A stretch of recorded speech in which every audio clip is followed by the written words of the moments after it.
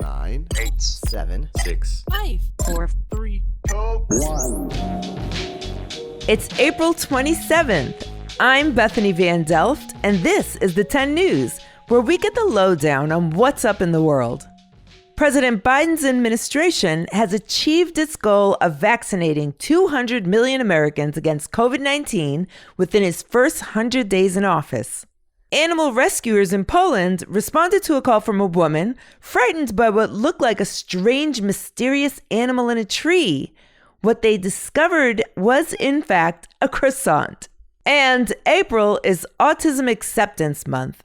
In today's episode, we'll find out more about this effort to promote awareness and understanding and to celebrate our differences. Let's get into the 10.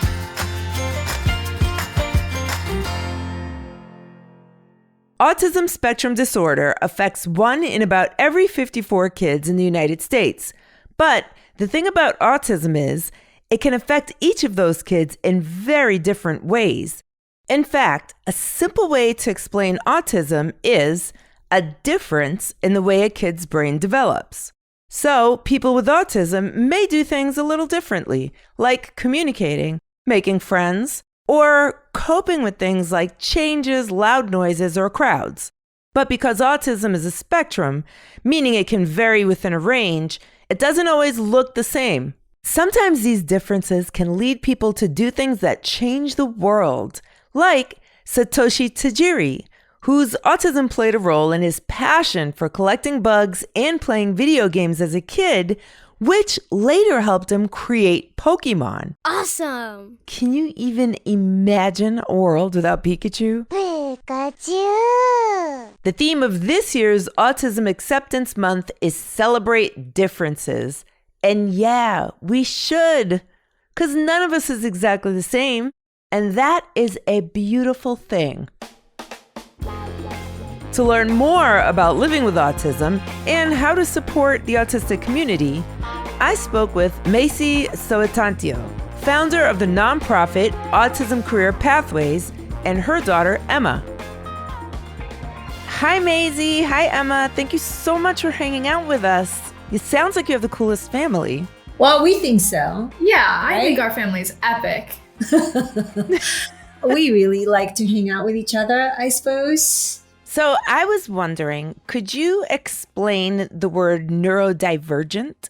Okay. This is a good question for Emma, I think, in your own words. In my own words, I think to be neurodivergent is to have a way of interpreting the world differently than most other people, that from neurotypical people. And it's just a different way of perceiving the world. An easy way to explain a neurodivergent mind is that you have a different information processing system.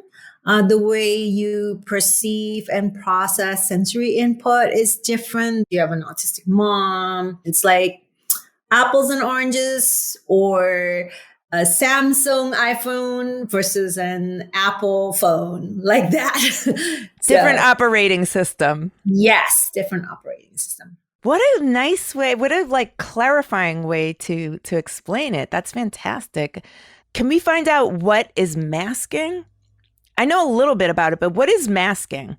So masking is kind of neurodivergent people seeing the behavior of other neurotypical people and mimicking it to try and fit in. It often takes the form of a lot of people, they'll just watch what other kids are doing and other people are doing, and they'll mimic it. Right. We're very observant, and a lot of us really want to be social, but our mind just can't figure out how to do that. We're always one step behind when it comes to understanding social chatter and conversation, especially when it's outdoor. And by the time words come out of my mouth, the moment has passed. So that's very, very common if you're autistic. So then the way we compensate is by mimicking and transforming ourselves. But the problem is that it's just really exhausting. So if I want to hang out with Emma, I put on this mask.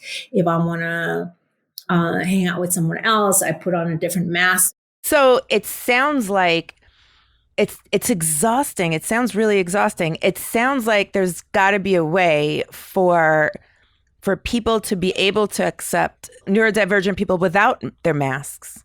One thing that Emma does a really good job is to help her neurodivergent friends unmask. So when they're around her, they just hang out and do certain things that they just like doing, and they can be themselves. That's really important, Very, very important. Yeah.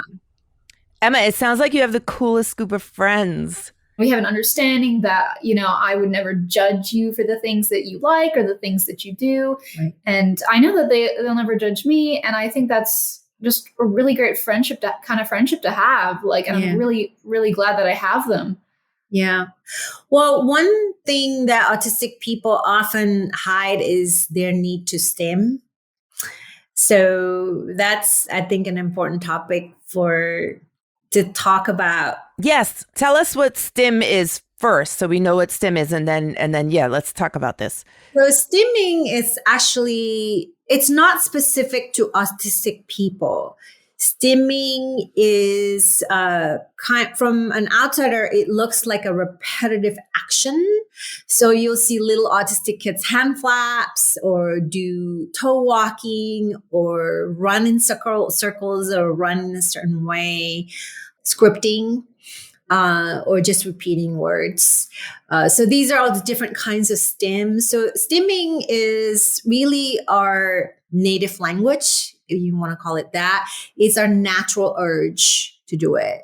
So for me to be able to sit still, beforehand, I have to do my rituals, like to just stand up and walk.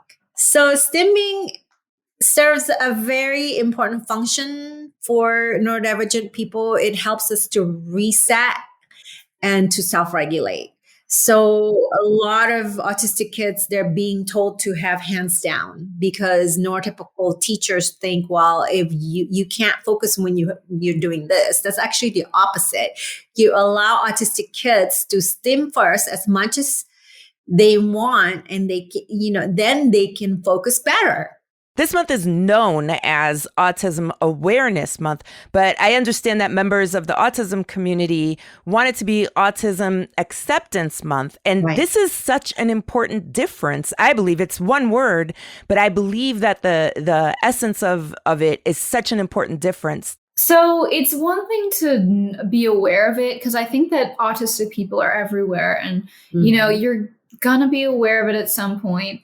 But that is completely different to accepting who they are and, being who they are and accepting them for that, like being okay and not being weirded out by it and thinking, oh, wow, they're, strange for doing that. Yeah. And that they are part of your life, actually. Yeah. Yeah. Right. That your friends are your friends, regardless of, how they express themselves. So what a great way to segue into how can neurotypical people be good allies? I think one of the most important, first steps to take is, as I said, accepting them. But also I think great tips for people who are younger, if you're in school, I think it's really great that if you maybe see people who have these things and maybe not being weirded out by them and just, not thinking, oh, I don't really know how to interact with these people. And so I just won't. And I think that is a fear that a lot of uncomfortableness that comes with my generation or just being younger, where you know that they have autism, but you don't, or are neurodiverse, and you don't really know how to interact with them. I think that's something we need to push through and think, okay, maybe I'll ask them, hey. And I think for me as a mom, I need to have more conversations as a family about noticing when you don't understand something. I really want to hopefully show my kids that a small gesture can mean a world of difference to neurodivergent people, who may not know how to come and say hi to you, but you can take that first step to come to them and give them a smile or fist bump, you know. If you have questions, then ask them. Yes. There's no harm in asking, Yes. hey, like, what do you think about this? That's the difference between being aware and accepting it, meaning that if it feels awkward to you, ask questions and then we can learn together. Oh, thank you so much. Maisie and Emma are like the coolest mother-daughter duo. And did you know that Mother's Day is coming up? Woohoo! That's right. And we're preparing a really fun episode to celebrate moms and mother figures in our lives. Do you have a story to share, or would you like to give a mom a shout out on the show? Submit on our website at the10news.com and click on the Share a Story link, or you can email us at hello@the10news.com. We can't wait to hear from you, tenors. I love you, Mommy. Lucky you, it's What? What's the big idea? Trivia on the 10. Scientist and activist Temple Grandin is famous for developing humane systems for handling livestock. She has said that her autism helped her to understand what stress feels like for the animals. While she was still in high school, which of the following stress-relieving devices did Temple Grandin create? A, an automatic foot massager, B, a hug machine, or C, a robotic yoga teacher?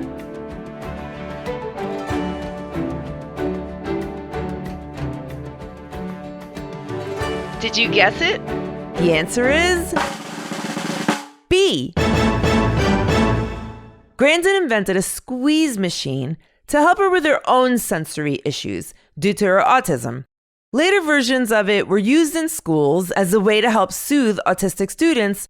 Temple Grandin has been very outspoken about autism and even gave a TED Talk called The World Needs All Kinds of Minds. I'm passionate about that the things I do are going to make the world a better place. When I have a mother of an autistic child say, my kid went to college because of your book or something, or one of your lectures, that makes me happy. You can find a link to it at the10news.com.